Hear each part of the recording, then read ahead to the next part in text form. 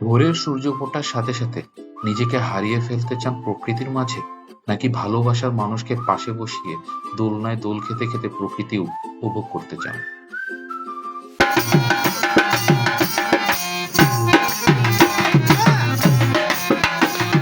শান্ত হলে দেখতে থাকুন এই ভিডিওটি শুরু থেকে শেষ পর্যন্ত, অ্যাডভেঞ্চারে ভরপুর। আমাদের এবারের যাত্রা সুন্দরবন, পৃথিবীর সবচেয়ে বড় লার্জেস্ট ম্যানগ্রোভ ফরেস্ট, যেখানে আছে রয়্যাল বেঙ্গল টাইগার, কুমির এবং সেই সাথে অসংখ্য নাম না জানা পশু পাখির আবাসস্থল। এই ভিডিওটি শুরু থেকে না টেনে একবারে দেখতে থাকুন। প্রতিটি মুহূর্তে আপনি উপভোগ করবেন অ্যাডভেঞ্চার কাকে বলে। আমাদের যাত্রা শুরু হয়েছিল মোংলা বন্দর থেকে। মোংলা পোর্টে আমাদের আগে থেকেই ওয়াটার বাস রিজার্ভ করা ছিল। আমরা আসলে যে রিসোর্টটি নিয়েছিলাম সেই রিসোর্টই আমাদেরকে ওয়াটার বাস পাঠিয়েছিলেন রিসিভ করার জন্য। এখানে যত রিসোর্ট আছে প্রত্যেকটা রিসোর্টে আপনার জন্য pick and drop facilities available আছে। আমরা উঠেছিলাম বনবিবি ফরেস্ট ইকো রিসোর্ট। পুরো রিসোর্টটি আপনাদেরকে ঘুরিয়ে দেখাবো। তার আগে চলুন যাত্রাপথে আমরা আসলে কি দেখেছি, কি উপভোগ করেছি এবং কতটা অ্যাডভেঞ্চার ছিল। আমি এবং আমার পরিবার পুরা ওয়াটার বাসের ভিতরে আমরা 4 জন। যাত্রাপথে আমরা দেখেছি অসংখ্য পরিমাণে জাহাজ এবং সেই সাথে অনেক টুরিস্ট বোট। যেহেতু এটা একটা বন্দর সেহেতু আপনি এখানে অনেক ধরনের জাহাজ দেখতে পাবেন। এই যে মোহনাটা আসছে এখান থেকে শুরু হয়েছে সুন্দরবনের পথ চলা এবং সুন্দরবনের ভিতরে ঢুকতেই আমরা খুঁজে পেয়েছিলাম বানর মামাকে, যে গাছের ভিতরে উঠে লাফালাফি করতেছিল। এবং অদ্ভুত বিষয় হচ্ছে এরা এত সাহসী, আপনি যতই এদেরকে ভয় দেখানোর চেষ্টা করেন না কেন ওরা ভীতু হয় না, বরঞ্চ ওরা আপনাকে ক্ষতি করার চেষ্টা করবে। তাই ওদেরকে দেখুন এবং শান্ত থাকার চেষ্টা করুন। এই মোহনাতে একটা অদ্ভুত ঘটনা ঘটে। হঠাৎ করে একটা ডলফিন পাশ থেকে লাফ দিয়ে ওঠে, কিন্তু আমি দুর্ভাগ্যজনকভাবে প্রস্তুত ছিলাম না বলে আমি ওটার ভিডিও নিতে পারিনি। তাহলে ভাবুন কি অ্যাডভেঞ্চার অপেক্ষা করছে আপনাদের জন্য। যেতে যেতে হঠাৎ করে দেখা পড়লো একটা ছোট্ট ডিঙ্গি নৌকায় একজন মাছ ধরছেন। তার সামনে কিন্তু সুন্দরবন, যে বনগুলো আপনারা দেখতে পাচ্ছেন, যে গাছপালাগুলো দেখতে পাচ্ছেন, এটাই হচ্ছে আসল সুন্দরবন। এই সুন্দরবনের পাশ থেকে এই চমৎকার নদীতে করে আমাদের বোট ছুটে চলেছে তার গন্তব্যস্থলে।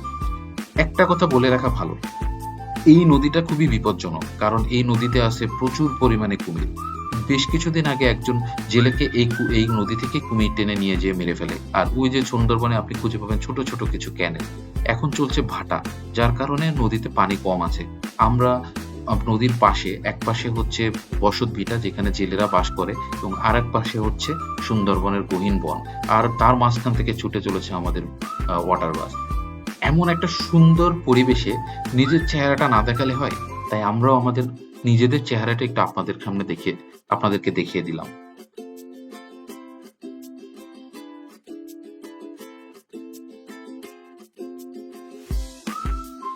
আমাদের পাশ থেকে ছুটে চলছিল আরেকটি ট্যুরিস্ট বোট, তাদেরও গন্তব্যস্থল কোনো না কোনো একটা নির্দিষ্ট রিসোর্টে। এই অদ্ভুত সুন্দর বন চোখের সামনে না দেখলে বিশ্বাস করা যায় না। এই প্রত্যেকটা পদে পদে আপনি অ্যাডভেঞ্চারের সম্মুখীন হবেন। যারা অ্যাডভেঞ্চার ভালোবাসেন তাদের জন্য হতে যাচ্ছে এই ভিডিওটি একটা চমৎকারপ্রদ ভিডিও। সুন্দরবনের খুঁটিনাটি সমস্ত বিষয় আমরা তুলে ধরবো এই ভিডিওটিতে। প্রায় ১.৫ ঘন্টা পরে আমরা পৌঁছে যাই আমাদের নির্দিষ্ট গন্তব্যস্থলে। আমাদের এবারের যাত্রা বনবিবি ফরেস্ট ইকো রিসোর্ট। এখানে আমরা একদিন থাকবো এবং সমস্ত কিছু খুঁটিনাটি সবকিছু তুলে ধরবো আপনাদের সাথে। এই ১.৫ ঘন্টা কিভাবে চলে গেছে আমরা টেরই পাইনি, কারণ এত সুন্দর পরিবেশ এবং এত সুন্দর বনের মাঝখান থেকে যখন আপনি ছুটে যাবেন, আপনি ভুলেই যাবেন যে আপনি আসলে কোথায় আছেন। আমার বাচ্চারা আস্তে আস্তে করে তারা ওয়াটার বাস থেকে নামলো এবং রিসোর্টের ম্যানেজার থেকে শুরু করে প্রত্যেকটা স্টাফ আসলো আমাদেরকে আমন্ত্রণ জানাতে। তাদের ব্যবহার অত্যন্ত ভালো ছিল, এ ব্যাপারে কোনো ডাউট নাই এবং তারা যথেষ্ট হেল্পফুল। এই ব্যাপারে আমি আপনাদেরকে 100% অ্যাসিউরিটি দিয়ে দিলাম।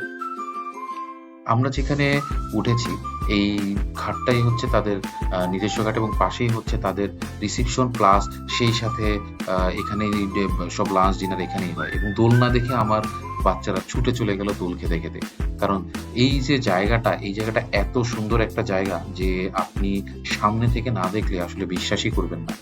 আপনার সামনে আছে নদী এবং তার পাশেই আছে সুন্দরবন। ব্যাপারটা একবার ভাবুন তো। এই রিসোর্টের রিসেপশন এবং ডাইনিং হলটা বেশ চমৎকার, যেখানে বসে আপনি খেতে খেতে সুন্দরবন উপভোগ করতে পারবেন। এখানে প্রায় ১৬টার মতো রিসোর্ট আছে, তার ভিতরে এরাই একমাত্র রিসোর্ট যাদের এই ফ্যাসিলিটিসটা আছে এবং বেশ চমৎকার লোকেশনে তাদের। আমাদেরকে বেলের জুস দিয়ে ওয়েলকাম জানানো হলো এবং আমাদের রুম পেতে একটু সময় লাগবে, তাই ভাবলাম এই ফাঁকে আমরা একটু রিসোর্টটা ঘুরে দেখি। রিসোর্টের শুরুতে একটা কাঠের ব্রিজ আছে। বেসিক্যালি এখানে যত রিসোর্ট আছে সবগুলোই কাঠের পাটাতনের উপরে তৈরি। সো যেহেতু নিচে পানি থাকে এবং জোয়ারে ভরে যায়, সো এই পাটাতনের উপরে বেস করে সবকিছু তৈরি করা।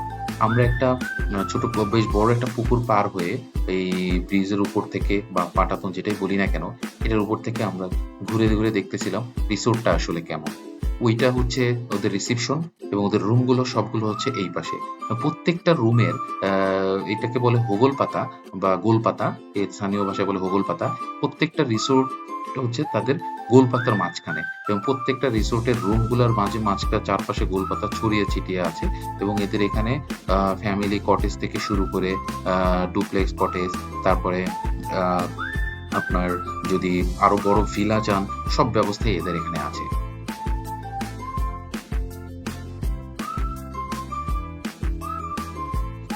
এইখানে আসলে আপনাকে একটা ইন্টারেস্টিং ব্যাপার আকর্ষণ করবে, সেটা হচ্ছে আপনি প্রচুর পরিমাণে লাল কাঁকড়া দেখতে পাবেন যে নিচে প্রচুর লাল কাঁকড়া আছে এবং সেই কাঁকড়াগুলো ছোট ছোট, যদিও ছোট ছোট, এবং দৌড়ে বেড়ায়, চারদিকে ছুটে ছুটে বেড়ায়। জোয়ারের সময় নিচে পুরো পানিতে ভরে যায়, সো এটা বেশ ইন্টারেস্টিং এবং মজা লাগে। আমি একটু লাল কাঁকড়া দেখার চেষ্টা করতেছি, যে খুব সম্ভবত এইখানে একটু লাল কাঁকড়া খুঁজে পাওয়া গিয়েছে এবং আমি দেখি আপনাদেরকে সেটা একটু দেখাতে পারি কিনা।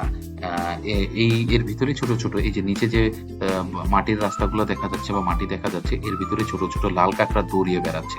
এই যে ওই যে মনে হয় ভিডিওতে দেখা যাচ্ছে কিনা আমি শিওর না, বাট ছোট ছোট লাল কাঁকড়াগুলো এখানে হেঁটে বেড়ায়। এক পাশে হচ্ছে রিসোর্ট আর এক পাশে হচ্ছে মাটির রাস্তা। এই রাস্তা ধরে আপনি ঘুরে যেতে পারবেন গ্রামের ভিতরে।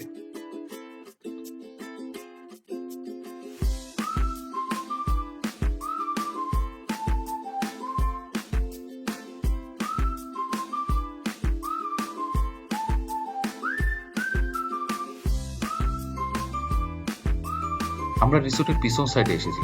এটা হচ্ছে মাটির অর্ধার রাস্তা, যেখানে চাইলে আপনি ছুটে দৌড়িয়ে গ্রাম উপভোগ করতে পারবেন। আমার বাচ্চারা দেখেন কি সুন্দর করে দৌড়াচ্ছে, ওরা আসলে শহরের ভিতরে এরকম মাটির রাস্তা কখনো দেখে নাই। এবং এই জায়গাটা পুরোটাই সেফ, কোনো ভয় নাই, আপনারা নিশ্চিন্তে এখানে যেতে পারেন। আমি এখানে সিকিউরিটি ব্যবস্থাও বেশ ভালো, যেহেতু আশেপাশে অসংখ্য রিসোর্ট আছে এবং এখান থেকে ফরেস্ট অফিসটা একেবারেই কাছে, সো কোনো ধরনের কোনো সমস্যা আমরা দেখি। অবশেষে আমরা পেয়ে গিয়েছি আমাদের কাঙ্ক্ষিত রুমটি। এই রুমটা খুব সম্ভবত ১০১ নাম্বার রুম, ফ্যামিলি ভিলা বলা হয়। চলুন দেখি রুমের ভিতরে আসলে কি অপেক্ষা করছে এবং এদের রুমগুলো কেমন।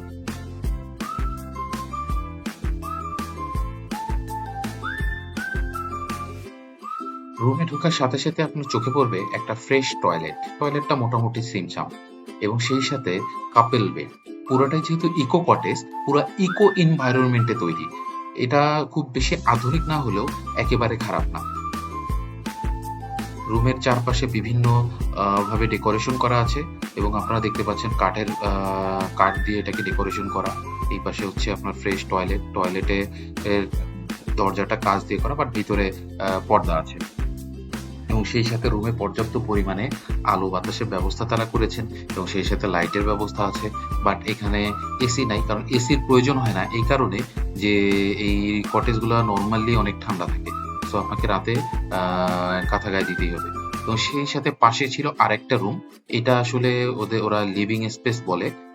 এখানে আপনি বসে আড্ডা দিতে পারবেন, সেই সাথে ফ্যামিলি মেম্বাররা থাকলে ওখানে আলাদা এক্সট্রা বেড বসানো আছে, সেই বেডে বসে আপনি সুন্দরবনটাকে সরাসরি দেখে উপভোগ করতে পারবেন। এবং সবচেয়ে মজার দৃশ্য, যেটা সবচেয়ে আকর্ষণ করে, সেটা হচ্ছে আপনি যখনই এই দরজাটা খুলবেন সামনে দেখবেন একটা করিডর এবং নদী এবং সেই সাথে সুন্দরবন। আপনি বামে একটা বারান্দা পাবেন এবং সেই বারান্দায় দোলনা ঝুলানো আছে। আপনি চাইলে এখানে দোল খেতে খেতে সুন্দরবনের প্রকৃতি উপভোগ করতে পারবেন। এবং পুরা রুমটার চারপাশে আপনার গোল পাতা দিয়ে ঘেরা। সো রুমটা সবসময় ঠান্ডা থাকে এবং সবসময় একটা অ্যাডভেঞ্চার ফিল আপনার ভিতরে কাজ করবে যে বনের চারপাশে আপনি রাত কাটাবেন। ব্যাপারটা একবার ভেবে দেখুন।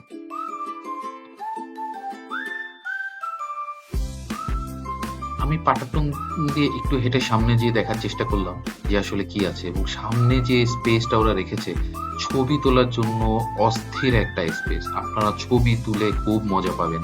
ব্যাপারটা খেয়াল করুন, এখানে বসে আপনি ফ্যামিলি আড্ডা দিবেন কফি খেতে খেতে।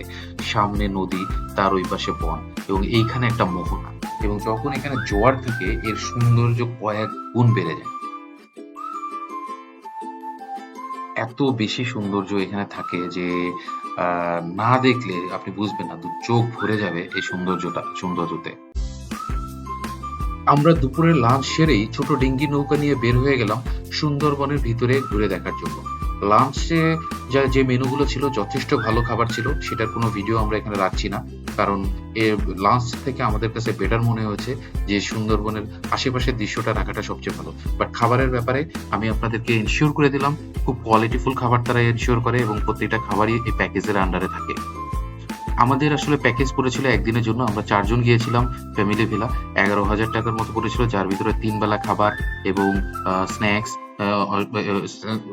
ইনক্লুডেড, এবং সেই সাথে transport pick and drop included. সুন্দরবনের পাশ দিয়ে আমাদের ছোট ডিঙ্গি নৌকা এগিয়ে যাচ্ছিল, সেই সাথে আমরা দেখতে পাচ্ছিলাম আরো অসংখ্য রিসোর্ট গুলো এক সারিতে দাঁড়িয়ে আছে। সুন্দরবনের এই যে এই ভিউটা আসলে সামনাসামনি না দেখলে আপনারা বুঝতে পারবেন না এটা আসলে কতটা সুন্দর, এবং এখানে আসলে আপনার সময়টা যে কিভাবে চলে যাবে আপনি আসলে মানে বুঝতেই পারবেন না। একদম বনের কাছ থেকে আমাদের ডিঙ্গি নৌকাটা যাচ্ছিল।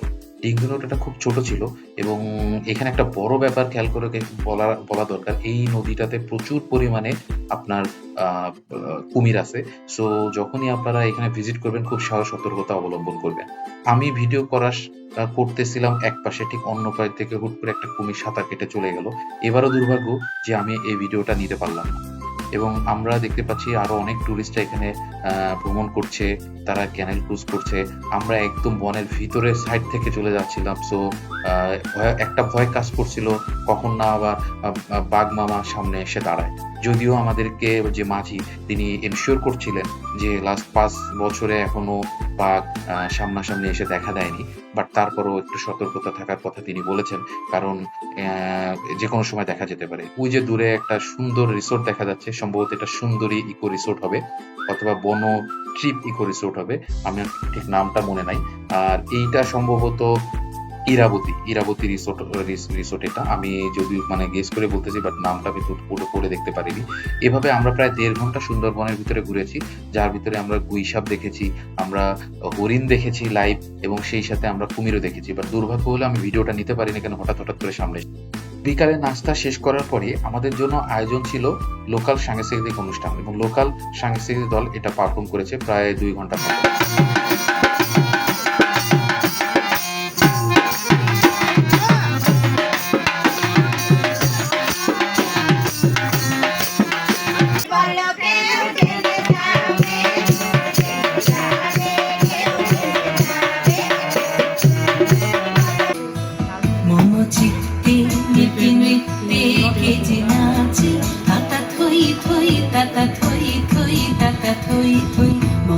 এই সুযোগে আমার মেয়ে একটা নৃত্য পরিবেশন করলো আগত সকল দর্শনার্থীদের জন্য। রাতে ডিনারে ছিল লোকাল হাঁস, যেটা অস্থির রকম টেস্ট।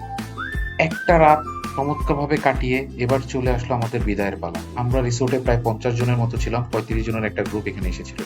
একটা কথা বলে রাখা ভালো, আপনারা যখন সুন্দরবন ভ্রমণে আসবেন অবশ্যই সাথে করে খাবার পানি নিয়ে আসবেন, কারণ এখানে যে পানিটা সরবরাহ করা হয় সেই পানিটা আপনাদের জন্য সমস্যা হতে পারে, কারণ সুন্দরবনের গভীর অরণ্যে পানির খুব ক্রাইসিস থাকে।